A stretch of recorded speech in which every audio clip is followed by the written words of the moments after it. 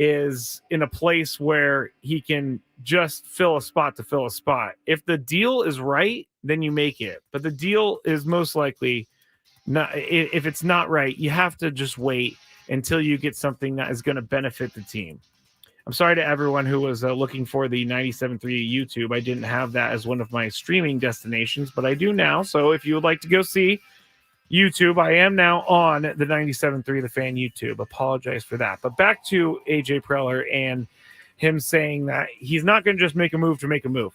And I'm losing my voice, and I hope I don't lose my voice for Sunday.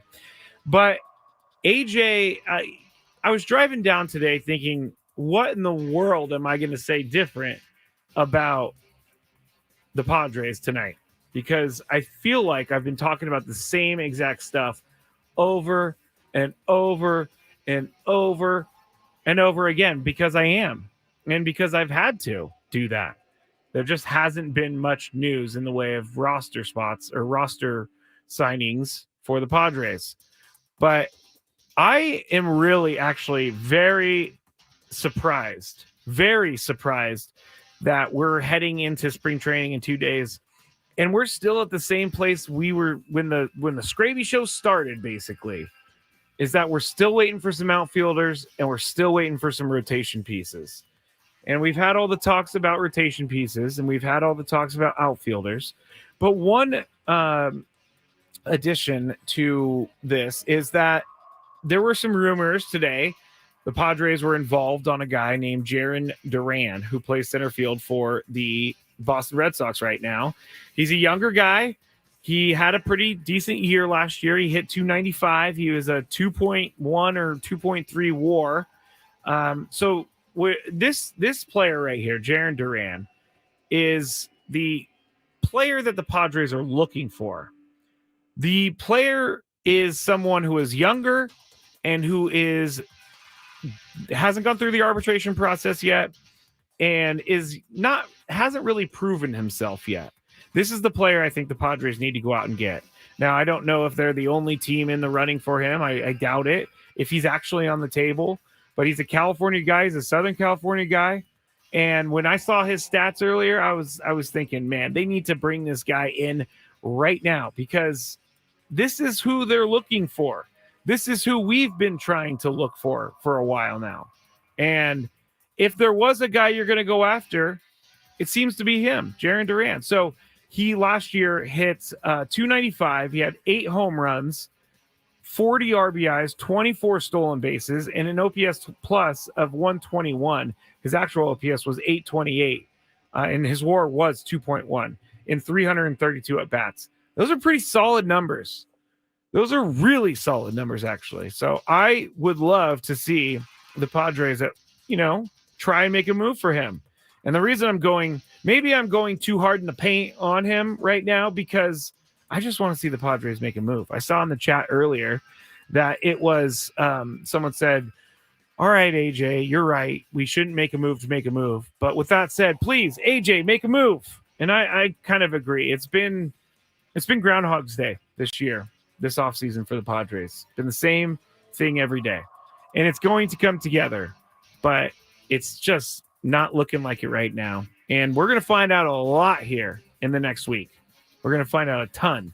So come Monday, we'll be talking about the Super Bowl, but we'll be also talking about the Padres have reported to spring training. At least pitchers and catchers have reported to spring training. The next news story is going to be the Aztecs. They're playing right now, so I would like to update everyone on that. And the score is eluding me right now, but I'm going to get it for you. They started out really slow, the Aztecs did, but they started to score a little bit towards the end of the first half. It's 30-27 right now. Nevada over the Aztecs. And so, like I said, the Aztecs were able to make a little bit of a run there at the end of the half. Jaden Ledee, 7 points. Darian Trammell, 3 points.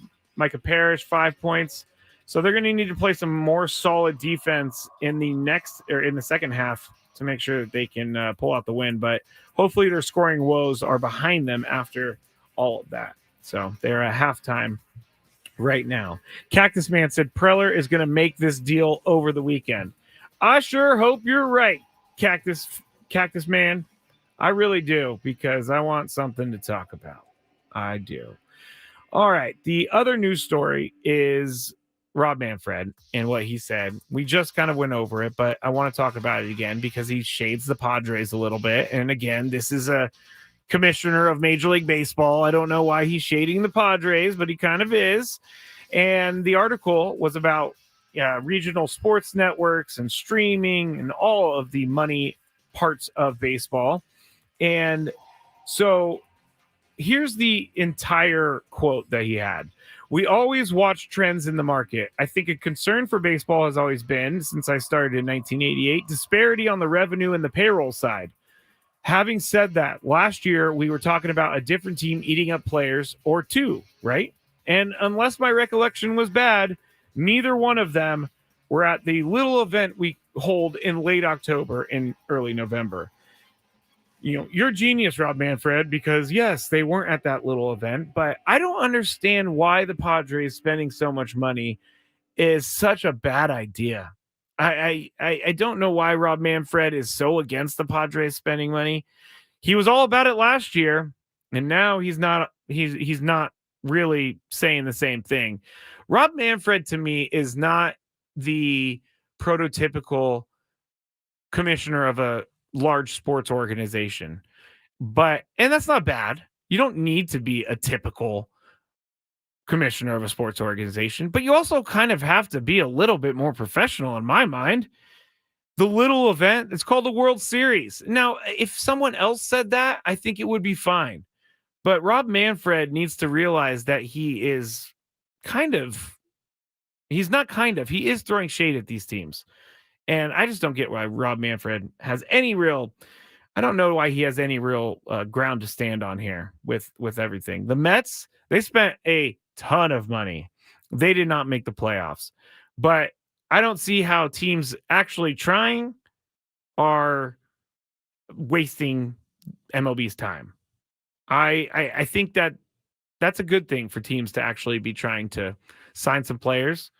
And he also kind of said, well, those players were, this is the quote that got Tony a little riled up. He said, we were talking about a different team eating up players, basically meaning they're bringing them in, but there's no reason for them to bring them in. And I've talked about this like 3 separate times today, and I still don't understand why he said this. But if you want to see the full thing, go to The Athletic, and it's the regional sports network articles, and it's all of that stuff. And it's just a weird comment for a commissioner to make. I don't think Roger Goodell would ever say about the Super Bowl. I don't think he would ever be like, oh, it's that little event that we hold at the beginning of February. That's just not what I envision Roger Goodell doing. Not one bit do I envision him doing that. But that is the slow news for the day and a slow news for the week. I was talking about this during the show earlier, but the Waste Management Phoenix Open is underway, and our guy, Charlie Hoffman, friend of the show and the station, is 7 under for the tournament. He is done with his first 2 rounds. He was 3 under today. He's in the top 10 right now. So keep an eye on Charlie Hoffman as you go through the weekend here with the Waste Management Phoenix Open. And I didn't get a chance to talk to Tony about this, but I saw this yesterday and it was kind of crazy. Robin Lopez, who was a Milwaukee back. Man, this week has been long. I'm telling everybody. And yesterday, me eating those spices has apparently fried my brain because I cannot think ever since then. But Robin Lopez was reading a book on the floor, not on the floor, but he was reading a book in one of the chairs around the floor because he was traded. So he's just basically sitting there reading this book, not even really looking up at the court, probably pretty angry. Robin Lopez, he was traded to the Kings. I can't really imagine going from the Bucks to the Kings. The Kings are a good team, but being traded sounds kind of awful, actually. It sounds like one of those things where you are in a place where you like, and then all of a sudden your employer is like, oh, hey, you got to go do this job instead. And you're like, no, I don't want to do that job. And you don't have a choice. So Brook Lopez was showing his silent form of protest by reading a book during the game last night. after he was traded to the Kings. So that was kind of funny, gotta say. All right, that's it for our first segment. When we get back, I'm going to update you on San Diego State. I'm also going to get a little bit more into the X's and the O's of the Super Bowl. I'm not going to break down plays, but I'm actually going to talk about the game because most of our conversations this week have been spent talking about media, talking about Taylor Swift, talking about Brittany Mahomes, but we're actually going to talk about the game that is about to be played. And that is when we'll get back. We will do that when we get back on 97.3 The Fan. It's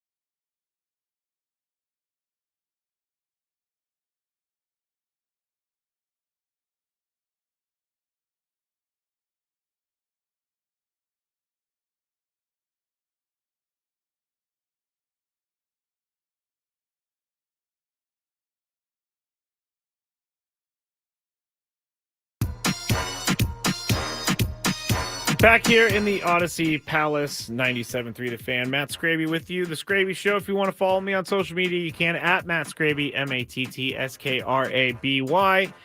If you are annoyed about my 49ers talking, then don't go to my Twitter on Sunday because it is going to be a little bit much. I am very nervous about this game. The last guy I wanted to face, like I'm actually playing or something, but the last guy I wanted my team to face would be Patrick Mahomes and the Chiefs, because Patrick Mahomes and the Chiefs are very good. And I heard something the other day that I thought was kind of interesting, and it was about how Patrick Mahomes and the Chiefs now, or at least Patrick Mahomes and Andy Reid, we'll just take those two guys, and I guess you can lump in Travis Kelce too because he's been there forever.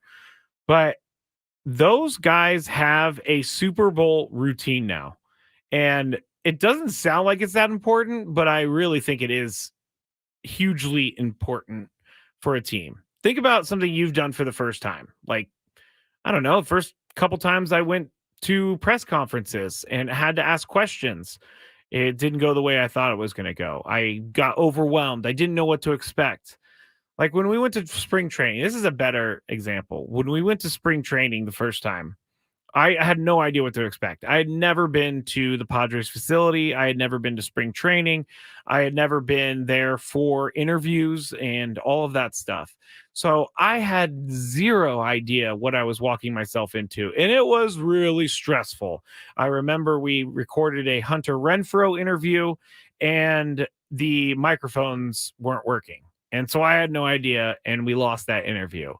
And so those are just some of the things that I remembered for the next time. And then last year we went, I understand what is exactly is what it, let me start that over. I understand exactly what's going to happen. So I was ready for it. And that's why the Chiefs, that makes a lot of sense that they would have a Super Bowl routine and they would be able to understand how to prepare themselves for the game because they have all these other different responsibilities outside of the actual game or practicing. And that is a huge advantage. It's a huge advantage. Now, some of those players on the 49ers have been to a Super Bowl before, and so they can react accordingly. But the maybe the most important player on the team has not been to a Super Bowl before. And I say important as in he needs to play well or else the 49ers are going to lose. And that would be Brock Purdy. Quarterback, second year, played in some big games in his life, but definitely not any bigger than this game. And I would also say Christian McCaffrey is playing in his first Super Bowl as well. It's very important that he gets off to a good start, and he does all the things that Christian McCaffrey usually does. But I think if the 49ers are going to win, again, Brock Purdy, no turnovers. He cannot have one turnover or else this game's going to be over. I also really think that the 49ers need to get George Kittle involved. And he is involved at certain times. He's not involved as much as I would like, though. It's sometimes we talked about it earlier when we were doing the weird or the unlikely but could happen Super Bowl things in the countdown. And I said George Kittle is going to have he could have two catches for 12 yards. And he does do that sometimes. But then other times he has 4 catches for 120 yards and a touchdown. And George Kittle is too important to not at least give him some targets. Because if he gets going, it's going to open up the entire offense. And George Kittle is really hugely important for the blocking in the run game. And George Kittle may have more big plays as a blocker on Sunday than he does as a receiver. But I think he needs to be involved as a receiver just as much as he's involved as a blocker. And if he can do that, I think that puts the 49ers in a really good spot. Also, they're going to have to protect Brock Purdy. They're going to have to try and come up with some reason in some way that they can allow him a little bit of time to throw. When he has no time to throw, it's just it's not good for them. We've seen it many, many times. As soon as that defense swarms, the quarterback is off and it's 3 and out, 3 and out, 3 and out. I don't want to see that happen. So they're going to have to find a way to block a lot better for Brock Purdy. They're also going to have to start early because the last 2 games they've put themselves at a deficit. They've had to make incredible comebacks, and they have. But you got to think, when is that magic going to end? It cannot keep going for years and years and years. You got lucky against the Packers. You got lucky against the Lions. But there's no getting lucky in the Super Bowl against the Chiefs. It's just not something that I am even willing to entertain. The Chiefs are there for a reason, and they have the best quarterback on the planet. Best quarterback on the planet, I tell you. Cactus Man says Niners need to bring in an anti-Taylor Swift to have on their side. Maybe Britney. Ooh. Bring in the pop stars. Battle of the pop stars. Annabelle says, I'm a Rams fan, but I hope the 49ers win, so Taylor Swift is sad. Man, you either love Taylor Swift or you hate Taylor Swift. That is true. Jack says something not very nice. Imagine being Pat Mahomes, annoying wife, brother is super suspect, and tight end has a way hotter and famous girlfriend. Not nice, Jax, but I think Patrick Mahomes is doing okay. All of those things are things I haven't said specifically, those things, but all of those things are sentiments that I have passed along at some point. Maybe not the tight end has a way hotter girlfriend, because I have never said anything about their looks. But the brother, Jackson Mahomes, not a fan. Brittany Mahomes, not really a fan. Taylor Swift, I told you already. I'm moving past it. I'm just going to embrace it. One day, like 30 years from now, we're all going to be sitting around talking about things, and someone will be like, remember that one time Taylor Swift was dating Travis Kelce and she was all over the TV? And maybe they'll be married at that point. Maybe they won't. But we will be saying that one day. It will be a trivia question. Who did the NFL, I guess, move heaven and earth to make a part of their coverage? Taylor Swift. Remember that, everybody? Yeah. That's what we're going to talk about in 20 years. The other thing with the 49ers that I think is very important is going to be Kyle Shanahan. Kyle Shanahan needs this game. He needs to win this game for his legacy. I think he needs to win this game for his own confidence. I think he needs to have the best coach game of his life. And he is a really good coach. And he's surrounded by really good coaches. So I think it's just Kyle Shanahan is going to need the luck that is, found with Super Bowl winning head coaches. He's going to need to make right decisions on whether to challenge plays. Because, like, for example, last year, when Devontae Smith, he had in the NFC Championship against the 49ers, Devontae Smith caught a ball down the sideline near the goal line. And it didn't look like a catch, but the Eagles ran up to the ball real quick and snapped it, and no one was able to review the play. And the 49ers go on to lose because Brock Purdy didn't have an arm and they didn't have a quarterback. That's whatever. That's in the past. But what Kyle Shanahan didn't do is challenge. And you can't let moments like that go by you in the Super Bowl. You're going to have to be uber aggressive on everything. And so Kyle Shanahan's going to have a plan. He needs to make sure that he has everything covered, which I do think he has done. He has everything covered. He's ready to go. He's kind of got a Super Bowl routine himself. He may have not won a Super Bowl yet, but he's been to a couple Super Bowls. And so he kind of knows what to expect as well. He's also been on the losing side of Super Bowls. And that motivation alone is enough for Kyle Shanahan, I believe. And he's a motivated guy. He wants to win this. He really does. Aztecs right now are down 1, 36, 35, 14:50 left to go in this second half. I will tell you how that goes as it's going along. But on the Chiefs side, I think it's very simple for the Chiefs. And I think it's going to be all about how they get Travis Kelce involved. It's just, that's their offense. It's going to be all about how to get Travis Kelce involved. And it's also going to be about how Patrick Mahomes is able to move the pocket. Because Patrick Mahomes, dad bod and all, he's a very dangerous runner. And Chris said it yesterday. It's one of those things where he's like running for the first down. He puts the ball over the line, and you're just like, man, we had him. He was 3rd and 11. He ended up scrambling. He ended up getting the first down, and now they're about to score. Those are things that Patrick Mahomes needs to do for the Chiefs to win.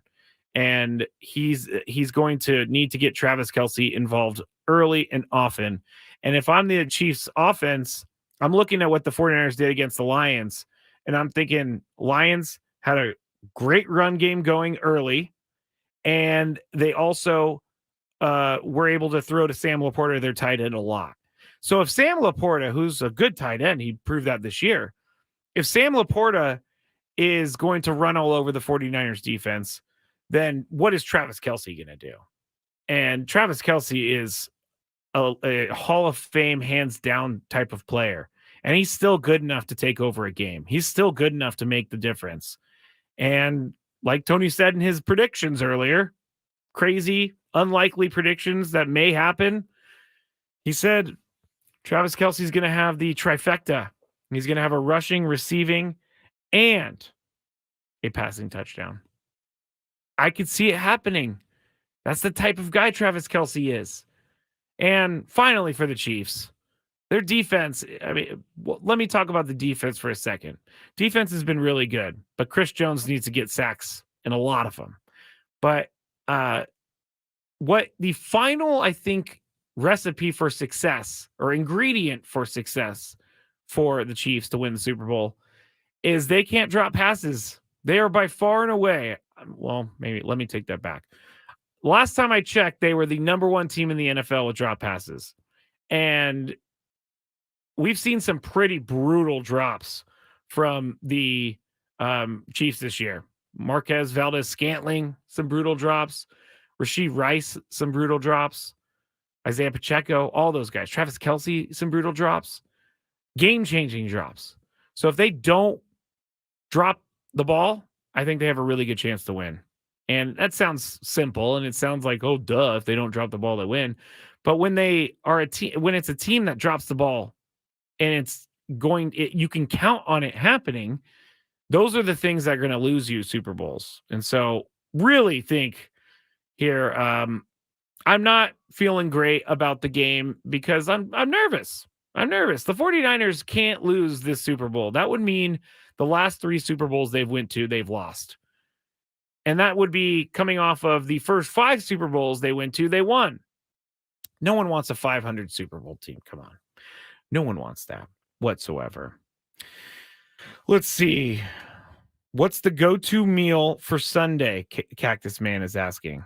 I don't really know yet. My stomach's still not great from the Thai food that I ate yesterday. And it wasn't really because of the spice. It was more because I have been eating nothing but broccoli and chicken and turkey meatloaf for the past 2 months. And so it was the first time I've really had any fast food or restaurant type food in a while. And that hurt my stomach. So we'll see what happens on Sunday. But I think I'm probably going to do just a bunch of like little appetizers or something like that. Jax says, who is the MLB coach equivalent of Kyle Shanahan? Ooh, that's a really good one. MLB coach of Kyle Shanahan. I'm going to have to take the break to think about that. But if you have any suggestions, hit me up in the chat or tweet me at Matt Skraby, because that's a really good question. I don't know off the top of my head. I'm going to have to think in the break. Currently, Aztecs are down 38-36 with 12:30 left to go in the game against Nevada. When we get back, I'm going to do a countdown, but it's going to be even a more ridiculous prediction of unlikely events to happen. And these ones, they're not going to happen, but I'm just going to have fun with them. So that's all when we get back here on the Skraby Show, 97.3 The Fan.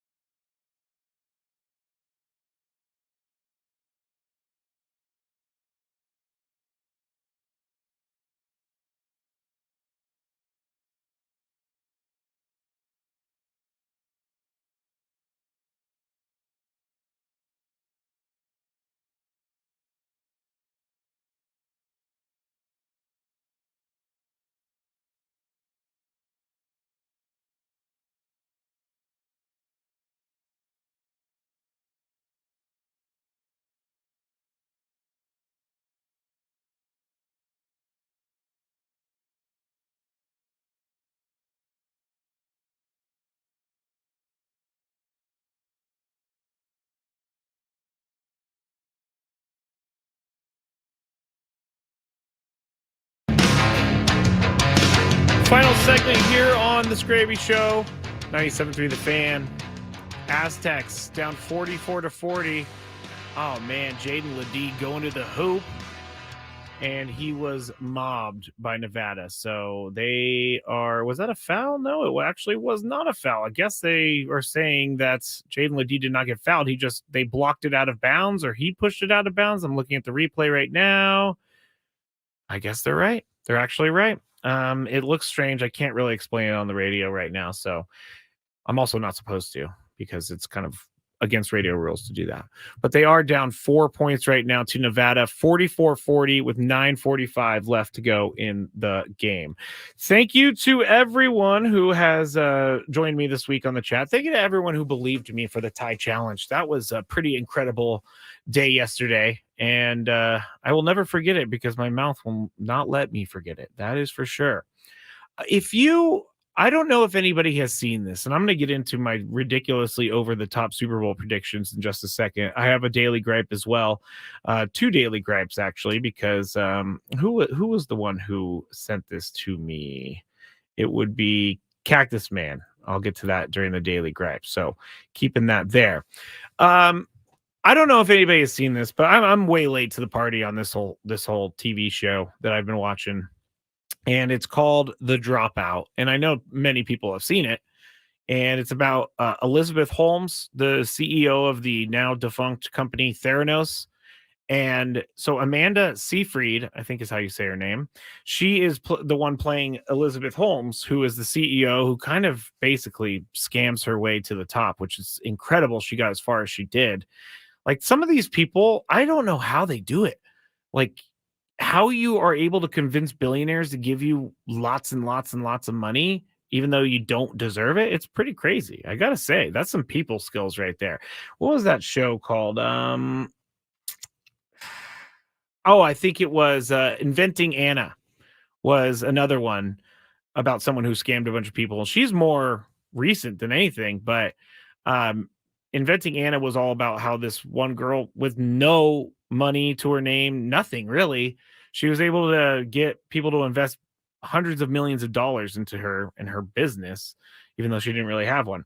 But anyway, The Dropout is all about Elizabeth Holmes and what happened there. But I did a lot of research into Elizabeth Holmes, and there's some very strange things that came out of it. And during the show, you see her kind of transformation from this excited entrepreneur to someone who really wants to be taken seriously.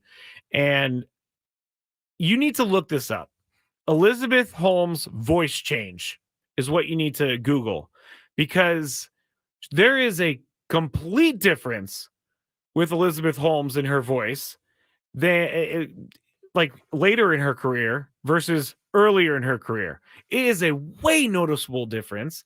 And I honestly couldn't tell you that I would take her seriously if I heard her new voice, because it's ridiculous. I'm actually going to pull it up right now. I wasn't planning on doing this, but I really would like to do an example of her voice, because it's something, if someone came to me and I knew that their voice changed, I would be a little confused as to why they were changing their voice like they did, especially if I knew that their voice was something else.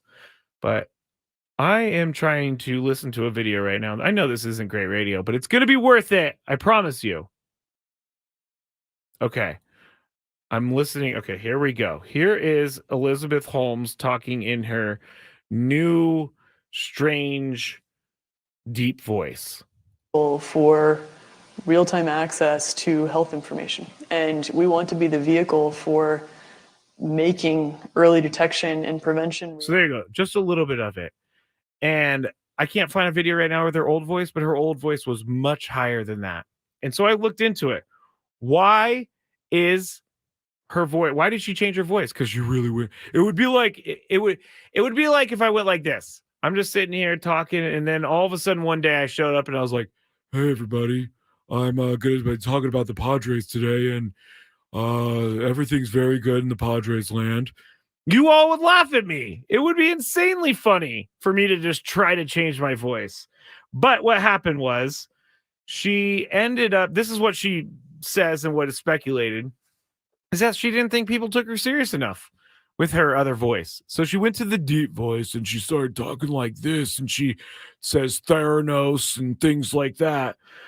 I don't know. So it's one of the craziest things I've ever heard, that someone would just change their voice in the middle of knowing people, in the middle of running a company.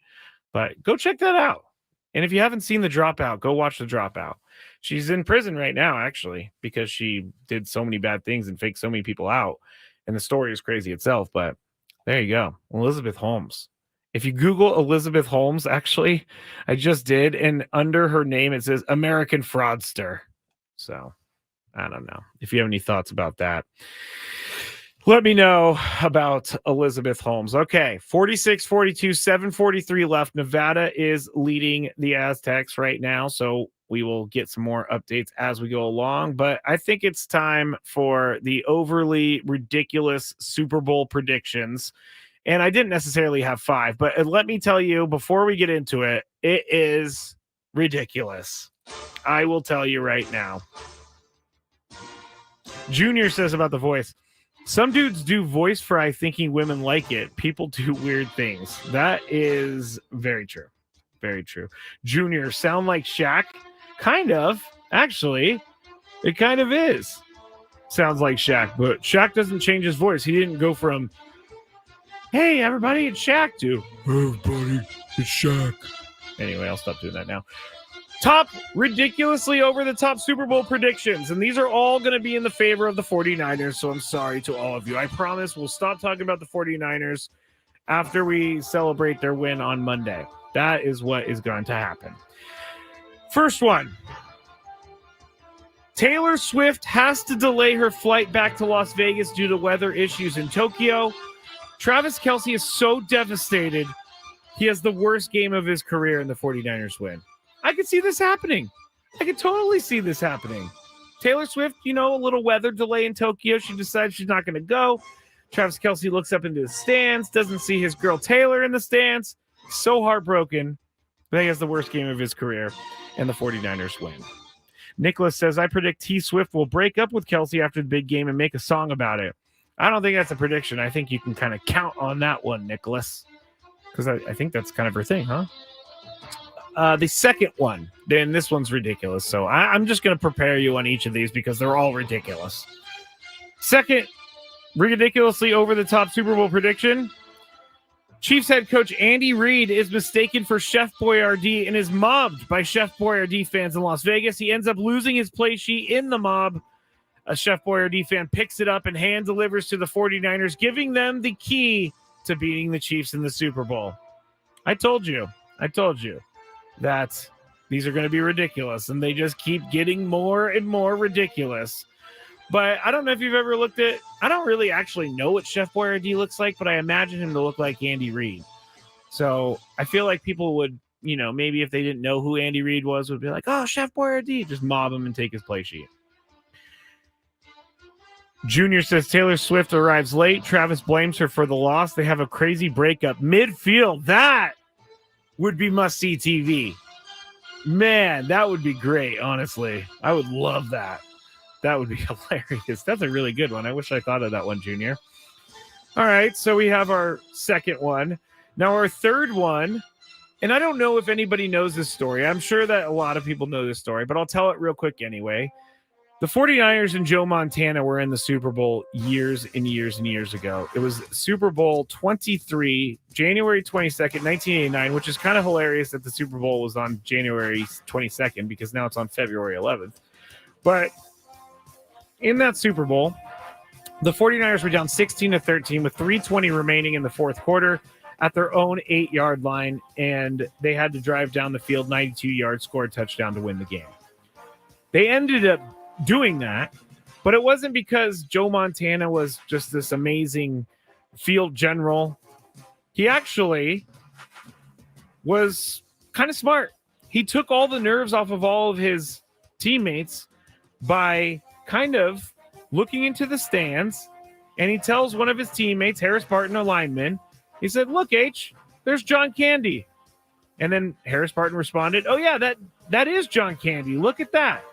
And they all credit this with the exactly perfect thing to open them up and help them win the game.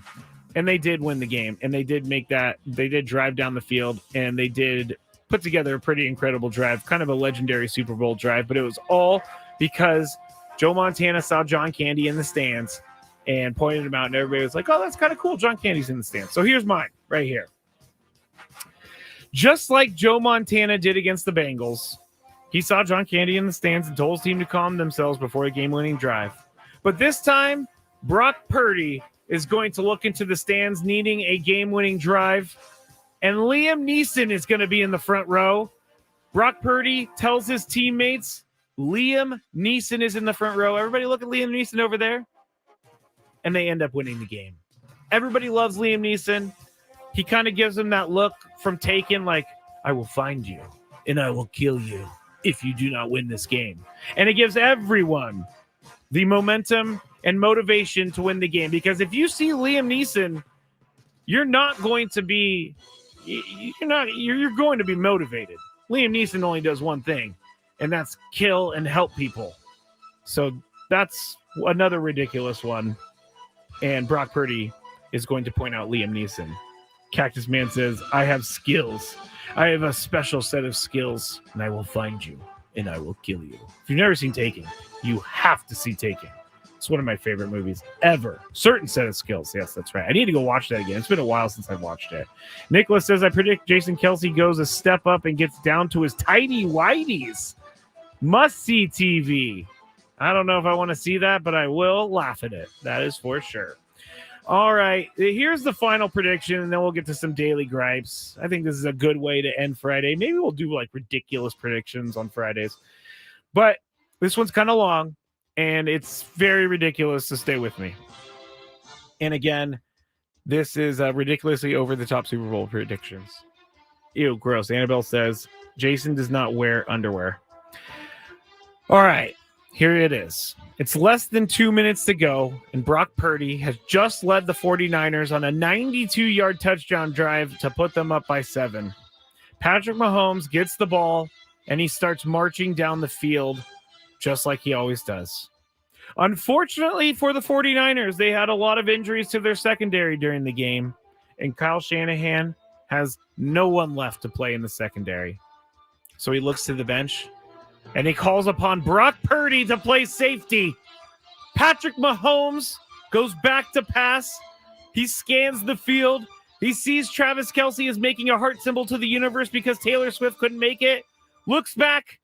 Patrick Mahomes throws down the field to MVS, who looks open, but out of nowhere, Brock Purdy jumps in front of the pass, intercepts the ball, runs around like crazy, and ends the game. And that is how the Super Bowl is going to end, everybody. Brock Purdy is going to play safety. He's going to pick off Patrick Mahomes. The game manager label is removed, and the 49ers win the 6th Super Bowl in franchise history. So, yes, ridiculous. Could it happen? Most likely not. But that would be an incredible way for the game to end. You can't argue that. You can't argue that the game, you would definitely remember this game for the rest of your life if Brock Purdy comes in the game playing safety, intercepts Patrick Mahomes, and ends it, giving him his first Super Bowl title and maybe even Super Bowl MVP. Actually, if he does intercept the ball, he will be Super Bowl MVP. All right. Yes, Jacob, tying the Steelers and the Patriots for most wins, 6 wins. I know. Here we go. What's annoying Skraby today? Let's find out. It's time for the Daily Gripe. All right, Daily Gripe. I'm going to go to the one that was given to me earlier, and here it is from the Cactus Man.